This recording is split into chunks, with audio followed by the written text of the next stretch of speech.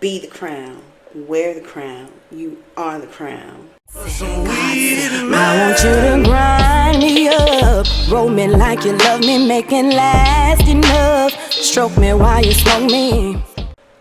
What's up, everybody? I'm back with another video. This is the Braxtons Season 1, Episode 2, Healing Takes Time. So let's get into it. So the episode opens up and Miss E is expressing that her pain is for KJ. She says that she has already really grieved. She shares that she lost Tracy on almost 3 different occasions, and it was this third time that she couldn't save her. But she knows that one day she will reunite with her daughter, because she won't always be here herself. And they again recount memories with Tracy. Again, it is really bittersweet, and it is really sad to see Tracy in her last days. I am last of 3. I am the last surviving child of 3. I had 2 older brothers, and my middle brother, I lost him to cancer. He passed away of non-Hodgkin's lymphoma. He was only 28 years old. He passed away after 1 week after his 28th birthday. And my eldest brother, he passed away when I was 14 years old, 1994. He was only 31 years old, and he passed away from acquired immune deficiency syndrome, what we know as AIDS. So I empathize with these sisters while they have each other. I had myself to grieve when I lost my eldest brother, who was my entire world. We were 18 years apart, so it was like losing a parent. Yeah, my world just fell apart, and life changed as I knew it. And that was right beginning high school.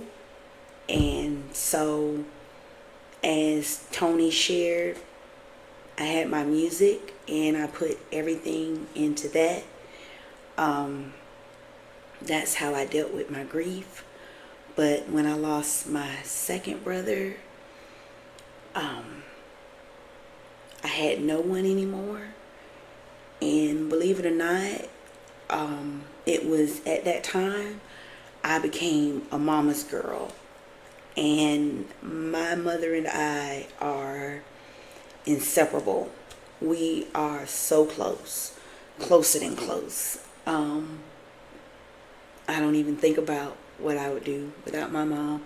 I just enjoy every day having her and enjoy the blessing of her being here, and enjoy the memories that we are able to create. So them going through recounting the memories of seeing Tracy in her final days,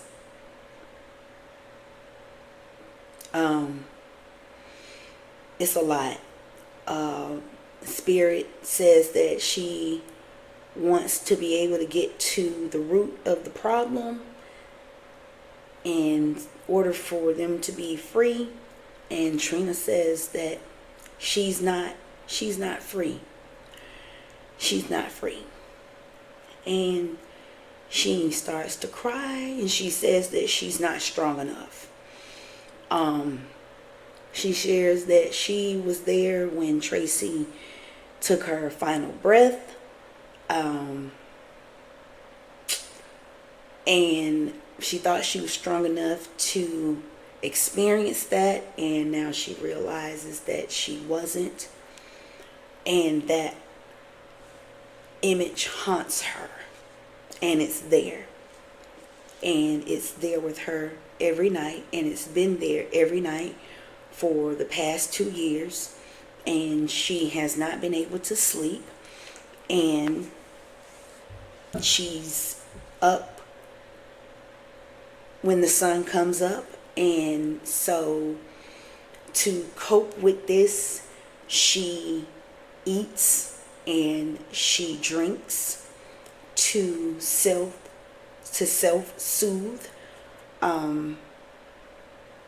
She uses drinking as an escape.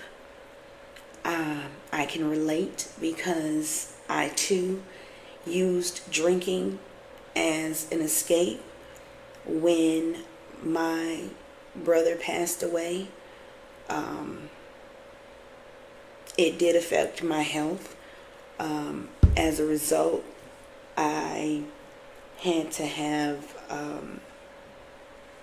hemorrhoid surgery because I started to have bleeding, and so I had to change my lifestyle.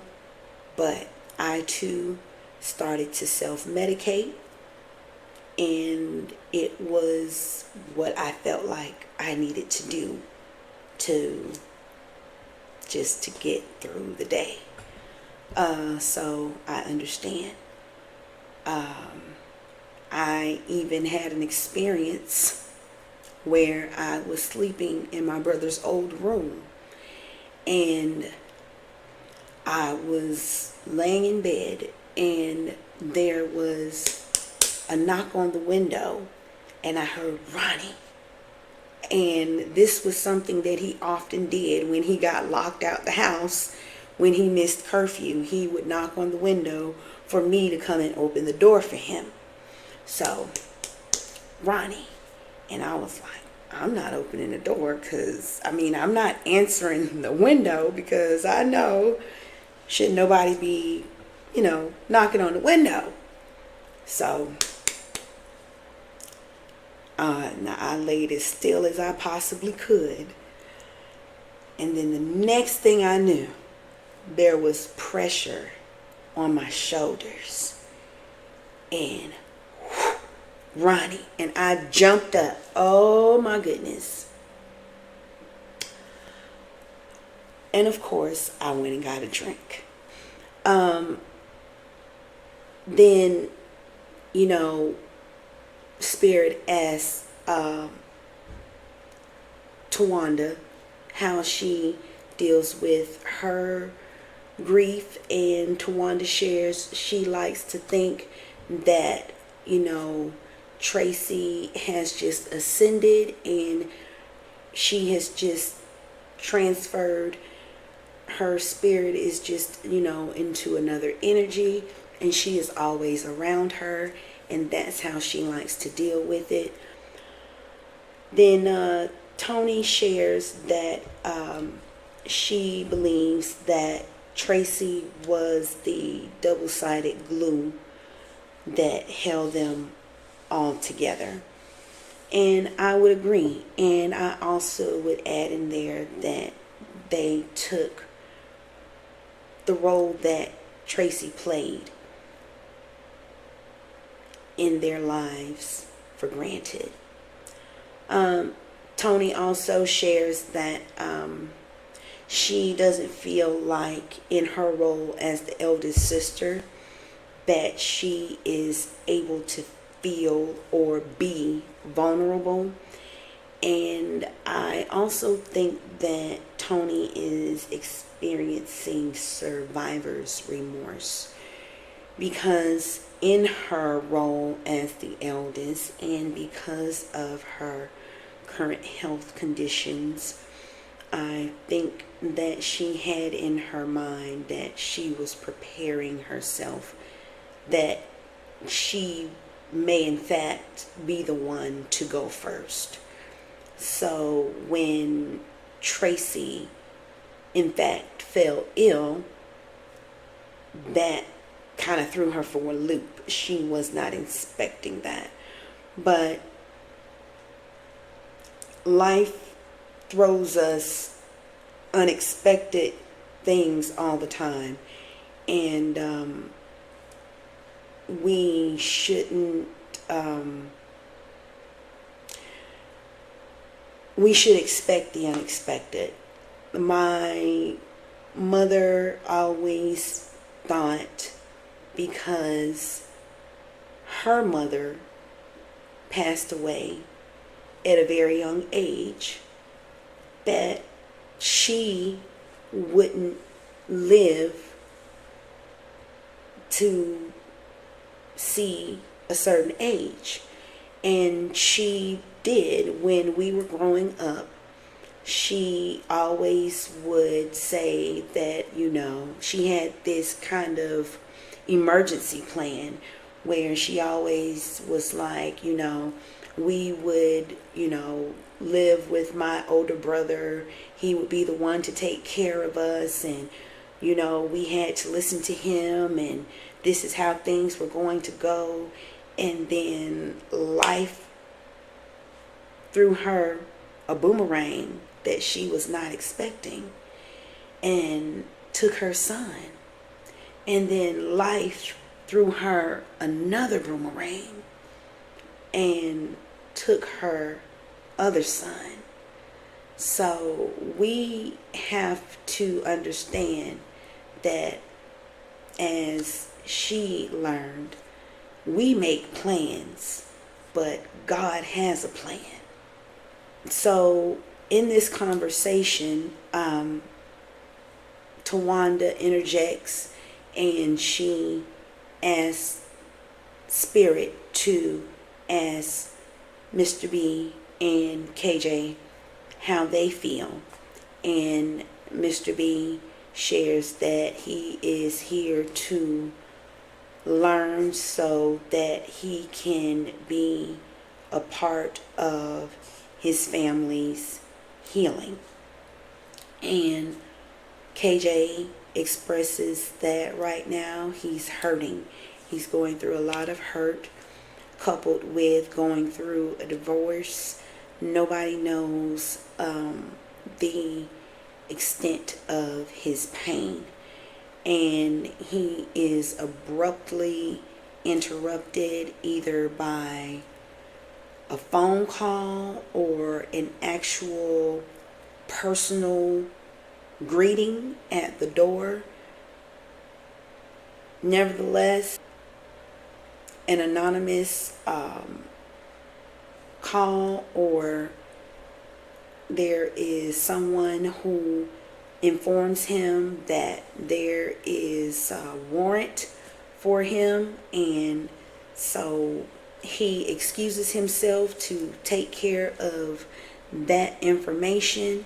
And then Tamar is concerned, and she's like, what's going on? She expresses that there are secrets. He gets off the call. Tawanda gets up to go see what's going on with him. When Tawanda comes back, she confirms that yes, that was in fact law enforcement. And so Tamar's like, you guys don't share anything, y'all keep secrets. And they're like, look, that's not our information to share.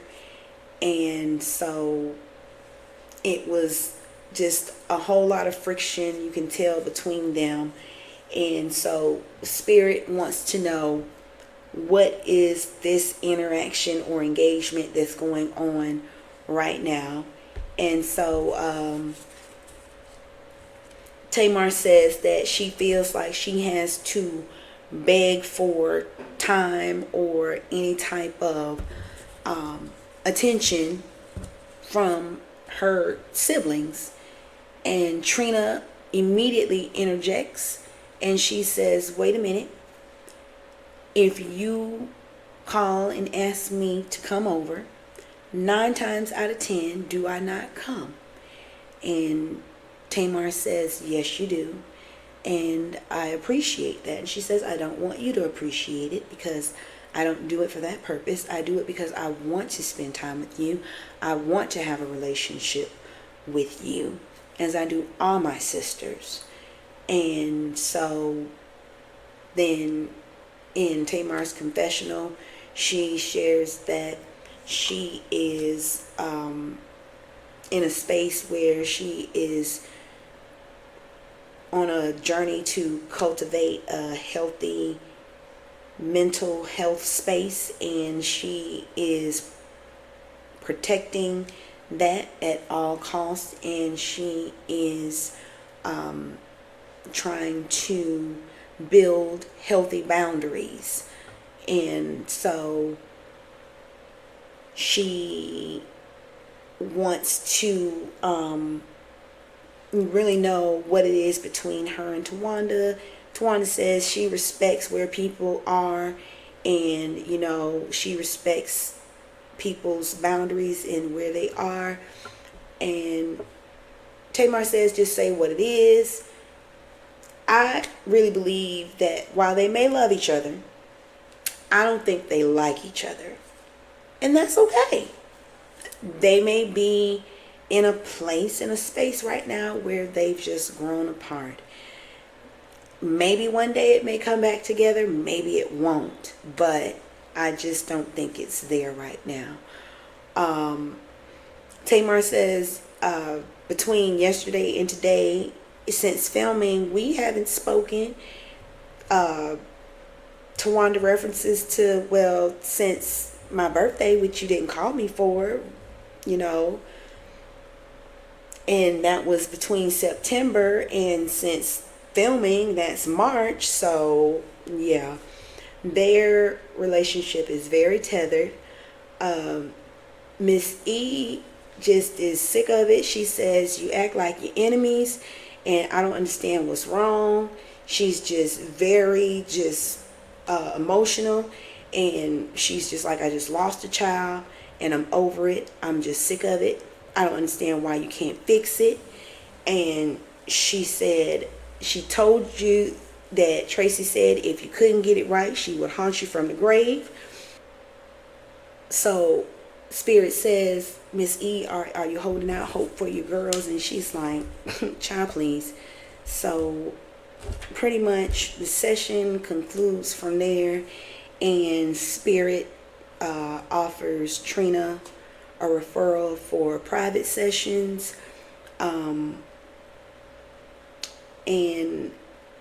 Tony says that she feels like it would be healthy if they all continued in some capacity with their grief counseling. Here's my thing. I just,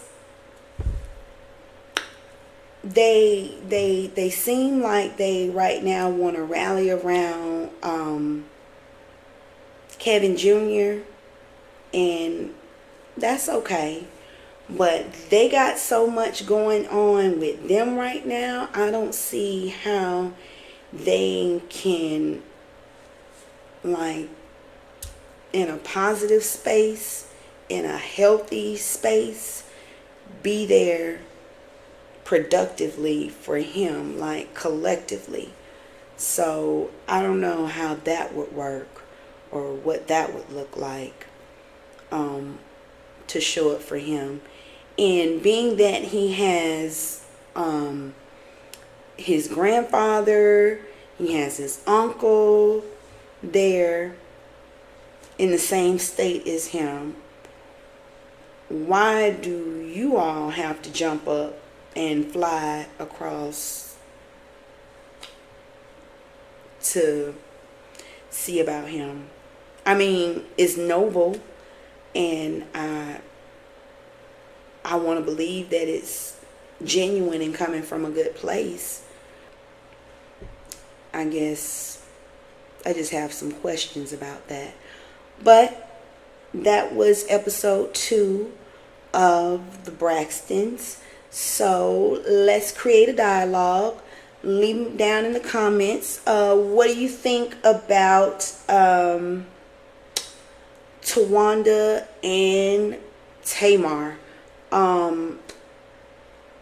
Do you think they like each other? Let's just call a thing a thing.